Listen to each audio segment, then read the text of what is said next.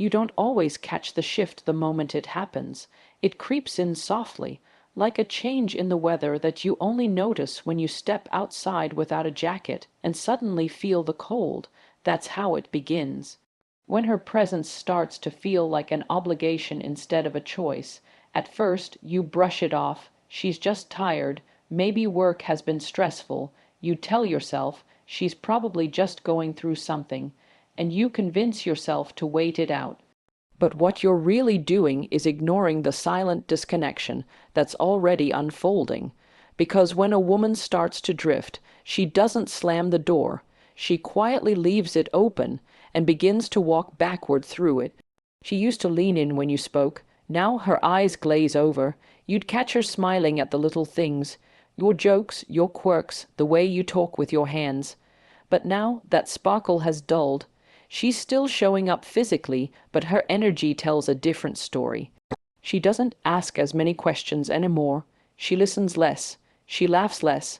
And even when you're sitting right next to her, it feels like she's somewhere else. What used to be quality time starts to feel like clocked in time. She's there, but it feels like she's waiting for it to be over. Her touch feels different, more robotic, less intentional. You can sense the shift in the atmosphere, and deep down you know something's changed, but it's hard to admit. Because admitting it would mean facing a truth you don't feel ready for. That love might still be in the room, but loyalty could be on its way out. And here's the part that's hard to hear, but even harder to live through.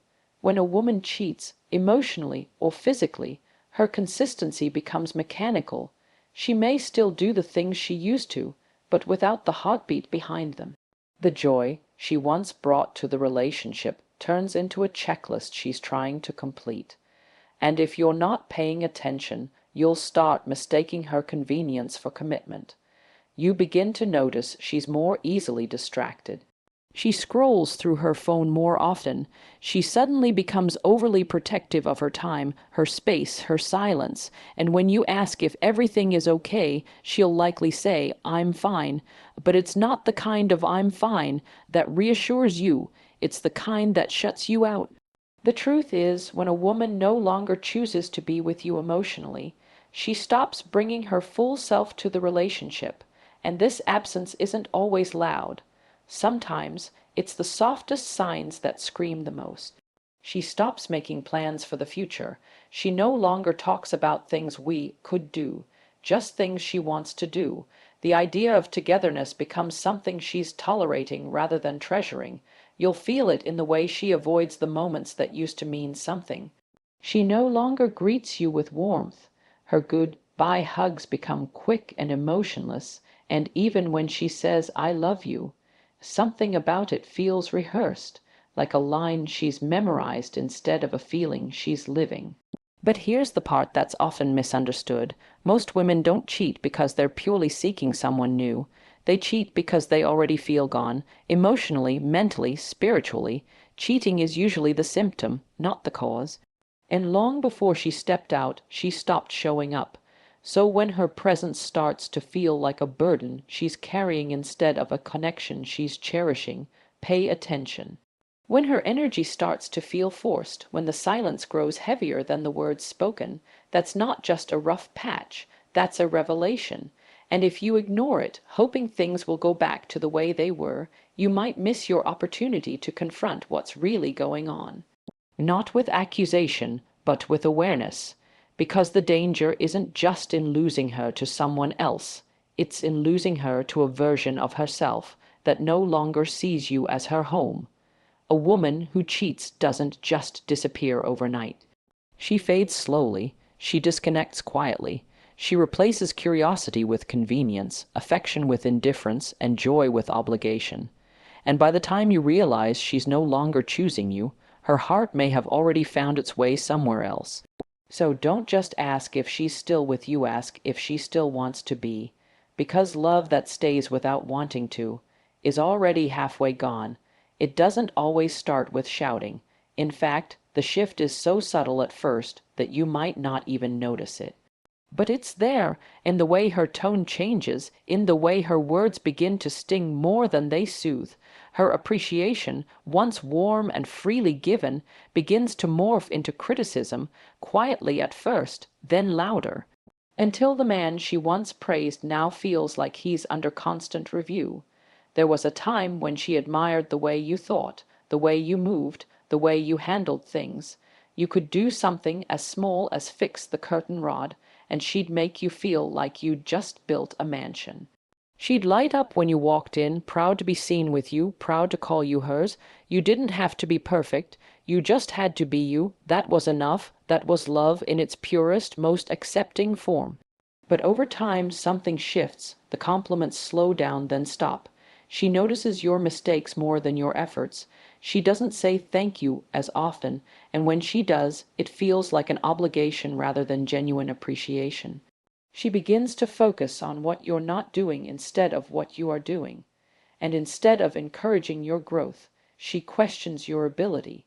It's no longer, I know you can handle it. Now it's, why haven't you handled this yet? It can be confusing because you're still doing many of the same things. You're still showing up, still trying, still putting in effort, but now it never seems to be enough. The bar keeps moving and the goalposts keep shifting. And deep down, you're left wondering, what changed? The answer is uncomfortable but honest. When a woman begins detaching, especially when she's entertaining someone else, even just emotionally, she starts rewriting the narrative in her mind. To justify her drift, she starts seeing the flaws in you more clearly than the goodness. She no longer wants to be reminded of why she fell for you. That memory doesn't serve her anymore because it clashes with where her heart is starting to wander. Criticism becomes a defense mechanism. It allows her to create emotional distance without having to openly admit she's withdrawing. She doesn't say, I'm no longer happy. Instead, she says, you never listen. She doesn't confess, I feel disconnected. Instead, she snaps at the way you chew, the way you laugh, the way you breathe too loud while watching TV. Small annoyances become exaggerated. Minor issues feel like personal attacks. And you start feeling like you're walking on eggshells. Like you're failing tests you didn't even know were being given. You begin to question your worth, not because you've become less, but because her validation, once so abundant, has gone missing. But the truth is, her criticism isn't always about you. It's a mirror of her own internal conflict. She's battling guilt, confusion, maybe even temptation. And instead of dealing with those emotions head on, she turns that inner chaos outward, toward you. Because if she can convince herself that you're the problem, she doesn't have to look too closely at her own actions or feelings. And it's not that she's suddenly become a cruel person. It's just that when love is shifting, behavior follows. Appreciation dies in silence, but criticism announces itself loudly, because that's how the heart copes with change it can't yet fully admit.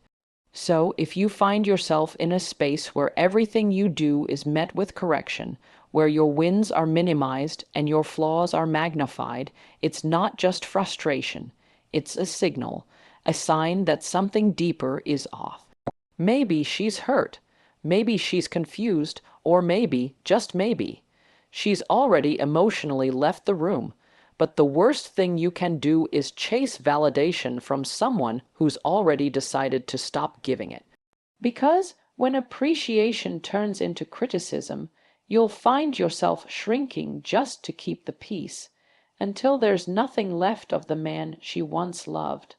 The goal isn't to beg for praise or to prove your worth again and again. The goal is to recognize the change, confront it with truth, and protect your peace. Because real love doesn't criticize you into a corner. It calls you into growth, yes, but with grace, with respect, and with the kind of appreciation that reminds you you're still seen. Never confuse a woman's harshness for strength. Sometimes it's just the sound of a heart that's no longer aligned with yours, trying to speak its truth without saying the words out loud. It starts with something small, barely noticeable. Maybe she turns her phone face down when you walk into the room. Maybe she suddenly starts taking her phone with her everywhere, even to the bathroom, even when she's just stepping away for a few seconds. At first, you don't think much of it. You trust her. You tell yourself it's not that deep, but deep down, something tugs at your gut, a feeling that wasn't there before, because what used to be a tool she barely paid attention to is now being guarded like a diary filled with secrets. You remember the days when her phone would buzz on the table and she wouldn't even flinch. She'd glance at it, maybe smile, maybe even show you the message. There was no tension, no secrecy, no hesitation. But now, things are different. Notifications get cleared before you even catch a glimpse. She angles the screen away from your line of sight, and if the phone rings, there's a pause, a beat of silence. Like she's deciding whether to answer or not, and when she does pick up, it's with a quiet voice, a short tone, a rushed goodbye. It's not about snooping, it's not about control, it's about the shift in energy that's so obvious it can't be ignored. Because the truth is, a woman who has nothing to hide doesn't suddenly start hiding everything. It's not just about the phone, it's about the wall being built between you and a part of her life you once had access to. She used to laugh freely, talk openly, scroll without fear of being seen. Now she clutches that device like it holds the last pieces of her privacy. She sleeps with it under her pillow, keeps it on silent. Passwords get changed, Face ID becomes hers alone, and you're left wondering what changed. What is she protecting so fiercely that even your presence feels like a threat to it? You might start to question yourself. Am I being paranoid? Am I imagining this? But the reality is, you're not crazy for noticing when behavior shifts. You're not wrong for feeling uneasy when the intimacy you once shared with her starts getting redirected into a digital space she won't let you near. Cheating doesn't always start in a hotel room or a stranger's arms. Often, it begins in the corners of a text thread, a message that feels too personal, a conversation that becomes too frequent, an emotional bond being built one notification at a time. And when those messages mean more to her than the moments she shares with you, her phone becomes the gatekeeper to a part of her life you're no longer invited into. You see, most people don't protect their phones like that unless something, or someone, is in there that they don't want you to see. And no, that doesn't automatically mean she's cheating, but it does mean her emotional loyalty is shifting, because the same phone she once used to send you sweet texts now holds the secrets she's afraid you'll find.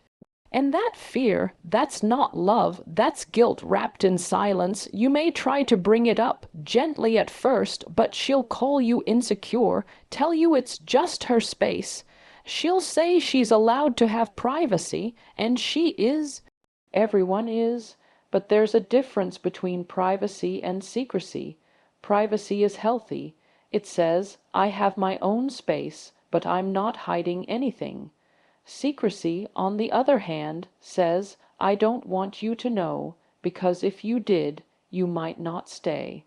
And what hurts the most is not even the possibility of betrayal, it's the slow erosion of trust, the way you start to second, guess what was once solid, the way your heart feels like it's being left out in the cold, while her attention is being kept warm by someone else's words. You deserve openness. You deserve a love that doesn't flinch when you walk into the room. You deserve to feel like a partner, not an outsider watching her slowly lock away pieces of herself. If her phone has become a diary you're not allowed to exist in, you have to ask yourself, is this a relationship, or just a performance where you no longer have a front row seat? Because real love doesn't feel like suspicion. It feels like safety. It feels like inclusion, and when a woman guards her phone more closely than she guards your heart, it's time to pay attention, not to accuse, but to understand that some things don't need to be said out loud for the truth to be clear. Sometimes the silence says it all. Intimacy doesn't vanish overnight. It fades quietly, slowly. almost like the way music softens at the end of a song. You don't realize it's stopped until the silence becomes too loud to ignore. That's what happens when a woman starts emotionally checking out. Her intimacy becomes transactional or disappears altogether, and when it does, you start to feel the difference not just in your body, but in your soul. She used to touch you without needing a reason.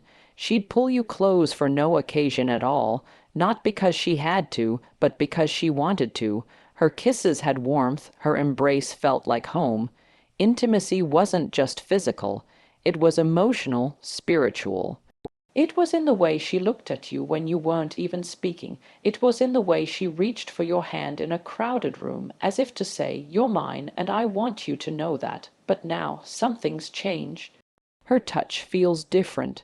If it happens at all, it's rushed, mechanical, distant, not passionate, not present. Sometimes it feels like she's just going through the motions. Other times she avoids it altogether. No more spontaneous hugs. No more lingering kisses.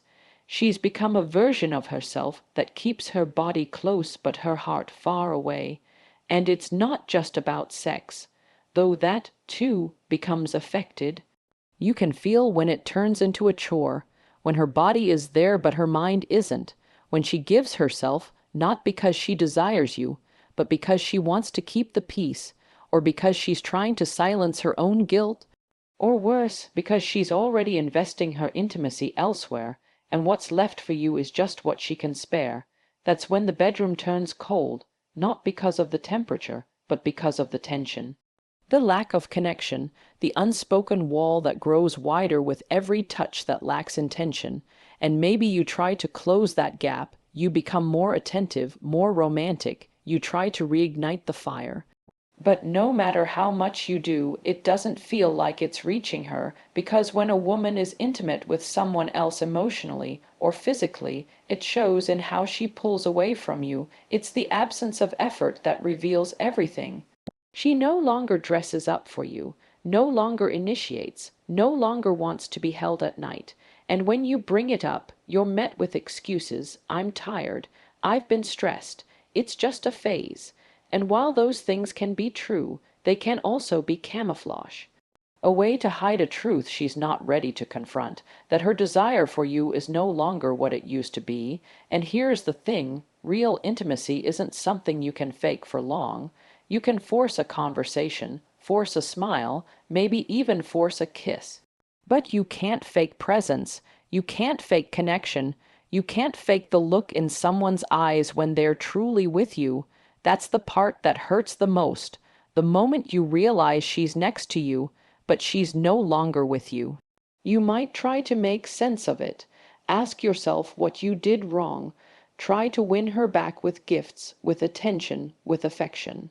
But if her heart has shifted, if she's started building intimacy with someone else, even if it's only emotional, you'll always feel like you're loving someone who's already left the room. Because when a woman begins to withdraw her intimacy, it's not always about punishment. Sometimes it's about detachment. It's about making space between you and her so she can justify the connection she's finding elsewhere, and that's what turns intimacy into a transaction. Something she gives just enough of to keep the relationship from falling apart, while secretly holding the rest of herself back. And no one deserves to feel like they have to earn affection that used to flow freely. No one deserves to feel like a stranger in the same bed. If love has become conditional, if closeness feels like a reward instead of a natural rhythm, then something deeper is broken. True intimacy doesn't demand perfection. It just asks for presence, and when that presence fades, when the warmth turns cold and the closeness feels forced, it's not just her body pulling away, it's her heart showing you the truth, one silent moment at a time. You can't build connection with someone who's only halfway in. Because intimacy, at its core, is never about performance. It's about presence. And when presence is gone, everything else is just an echo of what love used to be. There's something unsettling about watching someone change their rhythm without saying a word. You've memorized her patterns, when she wakes up, how long she takes to get ready, the shows she watches, the coffee shop she loves. You know her habits the same way you know your own. But then one day something shifts. Her routine starts to bend, then twist, until it's almost unrecognizable. And the most painful part isn't just that it's changing, it's that you're no longer a part of it. She used to check in with you before making plans. You'd talk about the week ahead, maybe joke about how busy life gets, but you were always included. You mattered in the equation. Now, plans just happen. Her schedule fills up without your input. She's suddenly busier more often, but the details are vague. She's going places, but she doesn't say where. She's with people, but you don't know who. And when you ask, you're met with surface-level answers that leave more questions than clarity. At first, you don't want to overthink it. Everyone has a right to evolve, to grow, to explore new interests, but this doesn't feel like growth. It feels like exclusion. The woman who once shared her life with you is now curating a version of it that conveniently leaves you out. And what hurts more than the absence is the lack of explanation. She doesn't feel the need to include you anymore, not even out of habit. And when someone stops offering you a window into their world, it's usually because they're opening that window to someone else. Or worse, they're closing it altogether. She starts coming home later than usual, offering little more than a shrug and just had things to do. She says she's tired but doesn't want to talk. The rhythm between you becomes fragmented, disconnected. It's like trying to dance with someone who's moving to music only they can hear, and you feel it, not just in what she says, but in what she no longer says. She used to tell you the little things, the funny moment at work, the random thought she had, the song she's been playing on repeat.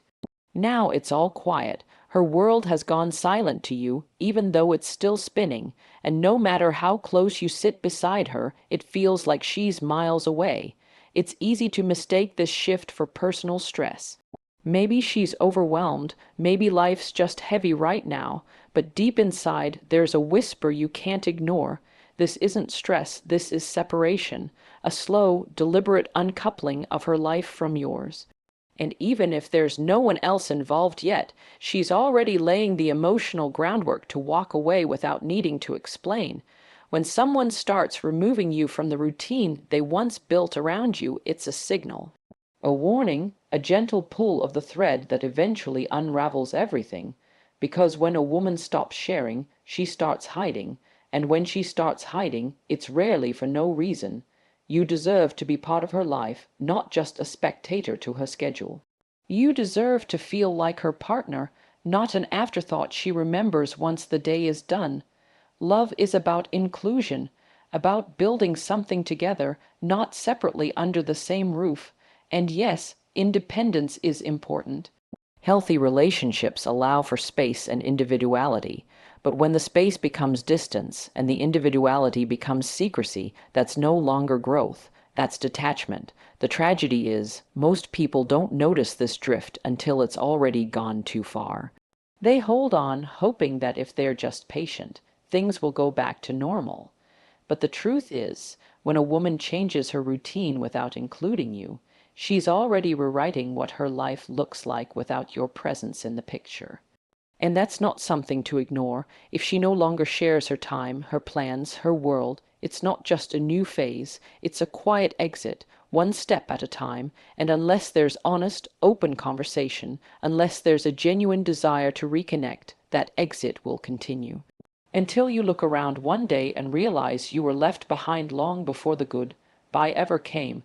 Because when a woman stops making room for you in her daily life, it's not just her schedule that's changing, it's her heart making a choice. It's strange how guilt doesn't always look like sadness. Sometimes it looks like anger, like distance, like unexpected accusations thrown in your direction when you're just trying to have a normal conversation. It sneaks into the space between you and twists the truth until you start questioning if you're the one who's done something wrong. But deep down, something in you knows this isn't about you. This is her guilt, quietly morphing into blame, because facing her own betrayal is far more painful than placing the weight on your shoulders. She might not even be aware she's doing it at first. That's the thing about guilt. It rarely knocks on the door politely. It builds up, it festers, it scratches at the surface until it has to come out somehow. And when a woman knows deep down that she's betraying the love that once felt sacred, it's easier to convince herself that you're the reason things are broken. Not her choices, you. So she picks fights that don't make sense. She criticizes things she used to overlook. The way you talk, the way you breathe, the way you live it suddenly becomes irritating to her. And when you ask what's wrong, she shifts the narrative. You never listen. You always make things about you. You don't make me feel special anymore. And while those words may carry a grain of truth, because no relationship is perfect, the venom behind them isn't about truth. It's about projection, because in her heart she's struggling. She knows something's off. She knows she's pulling away. She knows she's hiding, lying, or even giving pieces of herself to someone else emotionally or physically. But to admit that out loud, that takes a level of honesty that cuts too deep. It means facing herself. It means facing you. And for some, the easier path is to twist the story until they no longer feel like the villain in it. Blame becomes her shield. If she can make you the problem, then she doesn't have to fix herself. If she can focus on your flaws, she doesn't have to confront the cracks in her own integrity. And the saddest part is when you love someone deeply, you'll start to internalize it. You'll start believing her words. Maybe I don't make her feel appreciated. Maybe I have been too distracted. Maybe I'm the reason she doesn't look at me the same way anymore. You start carrying the burden of her betrayal like it's your own failure. But it's not. It never was. What she's feeling is the heavy weight of knowing she's compromising something that once meant everything. The shame is loud, the guilt is suffocating, and instead of turning inward, she lashes out, because pushing you away is easier than confessing she's already started to let go. This isn't about demonizing her. It's about understanding a very human truth. When someone is breaking a bond they once promised to protect, they rarely do it cleanly. They scramble, they justify, they tell themselves stories to make the disloyalty feel less devastating. And if those stories need a villain, they often make it the person they once loved the most. But you don't have to play that role. You don't have to carry guilt that isn't yours, or take the blame for choices you never made. Yes, reflect. Yes, grow. But don't shrink to fit someone's need to escape accountability. Because love, even when it gets hard, should be rooted in truth. Not manipulation, not blame. Not games that leave you spinning in confusion while someone else hides behind their silence. You deserve clarity. You deserve a partner who owns their feelings, even when they're messy, even when they are hard to admit. And if someone betrays you, the least they can do is face the reality of what they've done instead of rewriting the story to protect their image. Because at the end of the day, love isn't proven by perfection. It's proven by ownership, and when someone trades ownership for blame, they're not just avoiding you. They're avoiding the truth, and truth, no matter how painful, is always more respectful than pretending the wound doesn't exist. Because you can heal from heartbreak, you can recover from betrayal, but what leaves the deepest scars is being blamed for a fracture you didn't cause.